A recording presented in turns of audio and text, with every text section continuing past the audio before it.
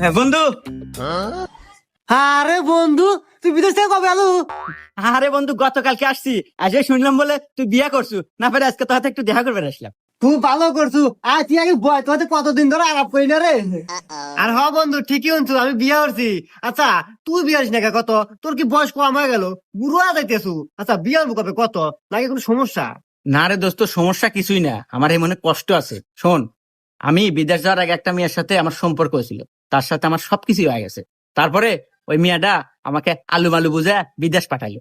বিদেশ যায়া কামাই গাজি করছি আর অক দিছি। ও একবারে সবকিছু আমার টিয়া পয়সা খায়া দোস্ত আর এক ছেলে বিয়ে হয়ে নিয়ে ঘর সংসার করতেছে।